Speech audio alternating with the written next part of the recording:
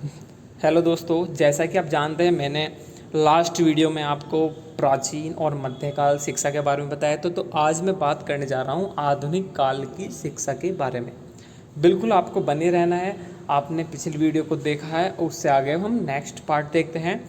यानी अब देखो, भारत में आधुनिक शिक्षा की नींव यूरोपीय ईसाई धर्म प्रचारक और व्यापारी के हाथों से डाली गई। याद रखिएगा, मतलब कि ये नहीं कि आप यूरोपीय ईसाई। अब इसके बारे में हम आगे विस्तार से देखते हैं। तो प्रारंभ में मद्रास ही उनका कार्य क्षेत्र रहा, कह सकते हैं। धीरे धीरे कार्य क्षेत्र का विस्तार बंगाल वगैरह इन सब में होने लगा, और इन विद्यालयों के साथ ईसाई धर्म की शिक्षा के साथ साथ इतिहास, भूगोल, व्याकरण, गणित, साहित्य इत्यादि विषय भी पढ़ाए जाते थे। ये सिर्फ एक नॉर्मल है। देखो, आपको मेन चीज़ क्या देनी है, एक फैक्ट पे ध्यान देना है आपको। ये चीज़ें सिर्फ आपको पढ़नी है। अगर आपको कुछ नोट डाउन करना है तो फैक्ट कीजिए, वही तो पूछे जाते हैं एग्जाम में। अब जैसे कि अब एग्ज़ाम के बारे में बता दूं कि एग्ज़ाम में अगर आप सबसे बड़ा एग्ज़ाम ही ले लो यूपीएससी का, तो उसमें आज तक शिक्षा इतना फेवरेट है यूपीएससी का, बहुत क्वेश्चन पूछती है शिक्षा। मेंस में आपको शिक्षा की कक्षा की प्रासंगिकता, और यहाँ तक कि क्वेश्चन ये पूछा 2018 में, 17 में, 16, मतलब हर साल एक दो साल छोड़कर क्या कक्षा की प्रासंगिकता ही पूछ लिया क्या है। यानी अगर बच्चों के भविष्य का निर्माण कैसे उनकी कक्षा में होता है। ठीक, बहुत से क्वेश्चंस हैं, मैं आपको बताऊंगा उनके बारे में भी, लेकिन ये हर एक एग्ज़ाम के लिए परफेक्ट है। अगर आप कोई भी एग्ज़ाम उठाकर देखोगे तो एजुकेशन से संबंधित कोई ना कोई क्वेश्चन आपको मिलेगा। ठीक है, तो ये देखो, ये क्वेश्चन भी आया है 1781 में कलकत्ता। ठीक है, कलकत्ता मदरसा की कंपनी द्वारा स्थापना की गई थी, और 1792 में ये क्वेश्चन भी काफ़ी बार पूछा गया था कि जोनाथन डंकन, ये नाम याद रखिएगा, ये फैक्ट है, जोनाथन डंकन द्वारा संस्कृत कॉलेज की बनारस में स्थापना की गई थी। याद रखिएगा। धर्म प्रचार के विषय में कंपनी की पूर्व नीति बदलने लगी, ये आपको सिर्फ पढ़ना ही है, इस पर ध्यान नहीं देना। इस तरह हम थोड़ा आगे चले गए, और 1813 में पहली बार, ठीक है, 1813 के आज्ञा पत्र के अनुसार शिक्षा में धन व्यय करने का निश्चय किया गया, और धन व्यय जितना किया गया वो था 1 लाख रुपए, जो हमने एजुकेशन पर पहली बार धन का व्यय करने का निश्चय किया था। ठीक है, और इसमें सबसे मेन चीज़ क्या है कि यहाँ पर जब हम 1813 के आसपास थे, देखो सन वाइज चलना है आपको, 1813 के आसपास थे, चार्टर एक्ट वगैरह आपको सब पता है इसमें। तो प्राच्य और पाश्चात्य इन शिक्षा की मतभेद रहता था, मतलब ईसाइयों का, मिशनरियों का जो शिक्षा था। यहाँ तक कि अब हम थोड़ा आगे चलते हैं, मैं आपको पूरा बताता चलूँगा। इसमें वाद विवाद बहुत रहा, और जो मेन था लॉर्ड मैकाले, इसका तर्क वितर्क रहा बहुत ही ज़्यादा। राजा राम मोहन राय के समर्थक से प्रभावित होकर 1835 में लॉर्ड बेंटिंक ने निश्चय किया कि अंग्रेजी भाषा और साहित्य और यूरोपीय इतिहास, विज्ञान इत्यादि की पढ़ाई हो।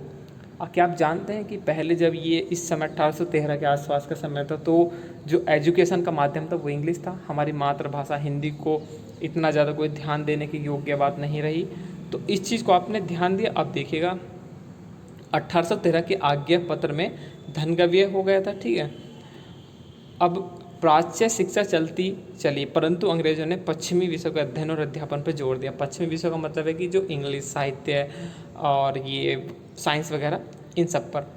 मेडिकल, इंजीनियर, लॉ कॉलेजों की स्थापना होने लगी, स्त्रियों की दशा सुधरने लगी। लेकिन अब मैं इससे पहले आपको जाता हूँ, शायद वो इसमें लिखने से छूट गया। जो सबसे मेन चीज़ थी वो थी लॉर्ड मैकाले, 1834-35 के टाइम की बात है।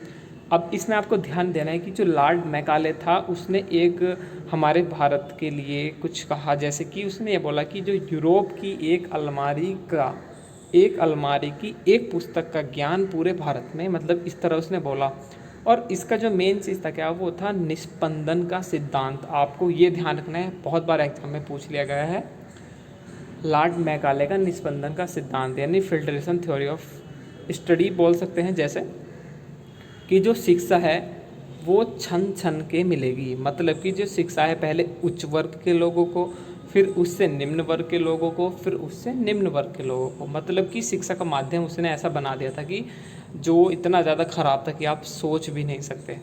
उस समय हमारे भारतीय लोग, कोई शिक्षा की तरफ ध्यान नहीं था किसी का। जो थे, जो मेन जैसे राजा राम मोहन राय जो उभर के आए, जिन्होंने शिक्षा में हमेशा अपना एक कदम बढ़ाकर चले और शिक्षा ही एक हमारा ऐसा माध्यम बनाया जो आने वाले समय में हमारे लिए बहुत ही ज़्यादा इफ़ेक्टिव रहा।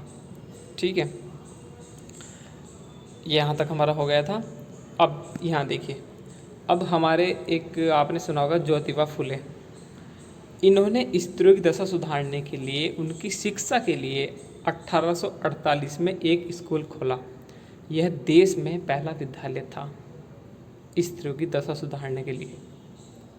ठीक, उसके बाद 1854 में वुड, ठीक है, वुड डिस्पैच ऑफ वुड का एक शिक्षा संदेश पत्र हुआ। ये समिति बनी, कंपनी के पास भेजा गया, यानी डिस्पैच ऑफ वुड। इसमें क्या था, पहली बार इसको जो कहा गया है कि भारतीय शिक्षा का मैग्ना कार्टा, याद रखिएगा, भारतीय शिक्षा का मैग्ना कार्टा इसको कहा गया। इसके परिप्रेक्ष्य में मैं आपको बता दूं कि इसमें क्या था कि जो प्राथमिक और उच्च शिक्षा, तो प्राथमिक शिक्षा का जो माध्यम था वो हम मातृभाषा, ठीक है, और जो उच्च शिक्षा वो इंग्लिश हुआ, साइंस वगैरह, ये आपको ध्यान रखना है। उसके बाद ये 1857 की क्रांति हो गई। अब मैं सब कुछ इसमें आपको नहीं बता सकता क्योंकि मैं मेन जो फैक्ट हैं, मेन जो आपको बताऊंगा वो सिर्फ एजुकेशन में, यानी 1857 की क्रांति, स्वतंत्रता संग्राम। आप देख सकते हैं मेरी प्लेलिस्ट में जाकर वीडियोज़ में 1857 की क्रांति की वीडियोज़ हैं। ठीक है, चलो इसमें फिर 1857 द मेन इम्पोर्टेंट क्वेश्चन है यहाँ से आपका। 1857 में 3 विश्वविद्यालय स्थापित है, कलकत्ता, मुंबई और मद्रास। ये आपको ध्यान रखना है, तीनों कॉलेज पहली बार ये विश्वविद्यालय की स्थापना की गई 1857 में। उसके बाद प्राथमिक शिक्षा की दशा की जांच करते हुए शिक्षा के प्रश्नों पर विचार करने के लिए 1882 में, ये भी ध्यान रखना है, 1882 में सर विलियम विल्सन हंटर की अध्यक्षता में भारतीय शिक्षा आयोग की नियुक्ति हुई, याद रखिएगा। और आयोग ने प्राथमिक शिक्षा के लिए उचित सुझाव दिए, यानी पूर्णतः हम शिक्षा प्राप्त नहीं कर पा रहे थे, यानी जो हमारा माध्यम था वो इंग्लिश में ही था अधिकतर। ठीक है, अब शिक्षा का माध्यमिक स्तर पर अंग्रेजी में रहे, ये रहा देखो जो मैं आपको बता रहा था, शिक्षा का माध्यमिक स्तर में अंग्रेजी रहे, यानी इस तरह का सुधार बहुत ज़्यादा होने की ज़रूरत थी। तो इस तरह आयोगों का गठन किया जा रहा था, आप इसको पढ़ सकते हैं।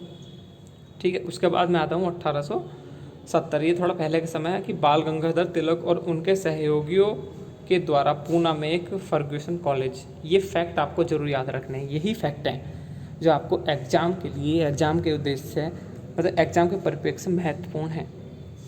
उसके बाद 1886 में आर्य समाज द्वारा लाहौर में दयानंद एंग्लो वैदिक कॉलेज था, मोस्ट इम्पोर्टेंट, दयानंद एंग्लो वैदिक कॉलेज। आपने नाम सुना है DAV,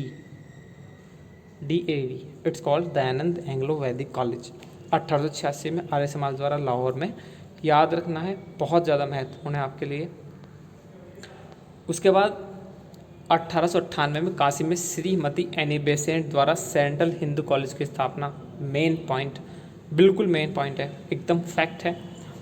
फिर उसके बाद 1894 में, इनको आप नोट डाउन कर सकते हैं, वीडियो रोक कर नोट डाउन कर सकते हैं, और इतना भी मैं आपके लिए कर सकता हूँ कि आपको अगर इसकी PDF चाहिएगी तो आप मुझे कमेंट बॉक्स में कमेंट कर दीजिएगा, मैं आपको इसकी PDF शेयर कर दूँगा। 1894 में कोल्हापुर रियासत के राजा छत्रपति साहूजी महाराज ने दलित और पिछड़ी जाति लोगों के लिए विद्यालय खोले और छात्रावास बनाए। ये आपको याद रखना है, विद्यालय खोले और छात्रावास बनाए। उसके बाद अब हम आ जाते हैं 19वीं सदी। ठीक है, मतलब 19वीं नहीं 20वीं सदी बोल सकते हैं, 1900 का टाइम स्टार्ट हो। तो 1901 में लॉर्ड कर्जन ने शिमला में गुप्त शिक्षा सम्मेलन किया था। कौन सा सम्मेलन? ठीक है, गुप्त शिक्षा सम्मेलन किया था। अब कर्जन का क्या मत था? कर्जन क्या था कि भी शिक्षा मातृभाषा के माध्यम से दी जानी चाहिए, ठीक है, इसको चाहिए कर लीजिएगा, मातृभाषा। मतलब कर्जन का थोड़ा मत भारत के परिप्रेक्ष्य में रहा। आप सभी जानते हैं लॉर्ड कर्जन, ठीक है। अब लॉर्ड कर्जन ने विश्वविद्यालय और उच्च शिक्षा की उन्नति के लिए 1902 में भारतीय विश्वविद्यालय आयोग को नियुक्त किया। इसका जो मेन पॉइंट है यही है, 1902 में भारतीय विश्वविद्यालय आयोग नियुक्त किया और 1904 में से प्रावधान भी कर दिया कि एक भारतीय विश्वविद्यालय कानून बना। ठीक है, और अब हम आते हैं 1905 में। स्वदेशी आंदोलन के समय कलकत्ते में जातीय शिक्षा परिषद की स्थापना हुई और नेशनल कॉलेज स्थापित हुआ, जिसके प्रथम आचार्य थे अरविंद घोष। ये भी आपको पॉइंट है याद रखने वाला, और इसको आप नोट डाउन कर लीजिएगा। हम देखो शिक्षा को कैसे, हम शिक्षा का जो माध्यम है वो किस तरह से हम बढ़ा चढ़ा कर पढ़ रहे हैं। हम 1905 तक आ पहुँचे हैं प्राचीन काल से अब तक। 1905 के बाद 1911 गोपाल कृष्ण गोखले ने प्राथमिक शिक्षा को निःशुल्क और अनिवार्य करने का प्रयास किया। याद रखिएगा। इसके और भी पॉइंट है, मैं आपको बताऊंगा, बिल्कुल ध्यानपूर्वक आप सुनते चलेंगे आगे, और अच्छा चीज़ें मैं आपको बताने जा रहा हूँ। 1916 में भारत में 5 विश्वविद्यालय थे। बनारस हिंदू विश्वविद्यालय 1916, देखो इस्टेब्लिश याद रखना है, बनारस हिंदू विश्वविद्यालय और मैसूर विश्वविद्यालय 1916 में, पटना विश्वविद्यालय 1917, ओसामिया ये 1918, और AMU अलीगढ़ मुस्लिम विश्वविद्यालय 1920, और लखनऊ और ढाका विश्वविद्यालय 1921 में। आपको ये ध्यान रखना है पॉइंट। 1937 में आप जानते ही हैं कि बुनियादी शिक्षा का मतलब आप जानते हैं आत्मनिर्भर भारत जो आजकल चल रहा है। ध्यान दीजिए, देखो हर चीज़ को जोड़कर चढ़ेगा आप, मतलब चीज़ों को मिलाकर आप अगर मिक्स करके पढ़ेंगे तो आपके माइंड में हर चीज़ एक परफेक्ट ढंग से बैठेगी। 1937 में एक योजना तैयार की गई जो 1938 में बुनियादी शिक्षा के नाम से प्रसिद्ध हुई। 7 से 11 वर्ष के बालक बालिकाओं की शिक्षा अनिवार्य हो, शिक्षा मातृभाषा में हो, हिंदुस्तानी पढ़ाई जाए, चरखा, करघा, कृषि, लकड़ी का सामान इत्यादि शिक्षा का केंद्र हो। यानी उन्हें क्या था कि कौशल के माध्यम से शिक्षा को आगे बढ़ाना है। 1945 में इसमें परिवर्तन किए गए और प्रवृत्ति योजना का नाम रखा गया है नई तालीम। इसके 4 भाग थे, पूर्व बुनियादी, बुनियादी, उच्च बुनियादी और वयस्क शिक्षा। ये आप पढ़ लीजिएगा, इतने खास नहीं है। उसके बाद देखो आज़ादी के बाद राधाकृष्णन आयोग, माध्यमिक शिक्षा आयोग, विश्वविद्यालय कोठारी शिक्षा आयोग ये आए। ये भी एक तरह मेन पॉइंट हम कह सकते हैं इसको। तो राधाकृष्णन आयोग 1948, माध्यमिक शिक्षा आयोग, मुतालिया आयोग भी इसको बोला जाता था 1953, विश्वविद्यालय अनुदान आयोग 1953 और कोठारी शिक्षा आयोग 1964। ठीक है। और उसके बाद हमें राष्ट्रीय शिक्षा नीति, नवीन शिक्षा नीति, यहाँ तक हम आ पहुँचे हैं 1968, नवीन शिक्षा नीति 1968। तो आपको ये ध्यान रखना है, कभी कभी मैचिंग भी दे देगा, वो इन चारों को लिख देगा और इनके सन ऊपर नीचे कर लेगा। लेकिन ये क्वेश्चन पूछा है, UPSC 2018 हुआ और तुम्हारा PCS हुआ, इसमें बहुत क्वेश्चंस आते हैं एजुकेशन से संबंधित। तो आपको बिल्कुल ये याद करना है, रट लो, बहुत मेन है, इम्पोर्टेंट है सारे। अब देखो इसके बाद और फैक्ट हैं। अब देखो वीडियो काफ़ी लंबी हो चुकी है, मैं इसको 4 पार्ट में पूरा करूँगा।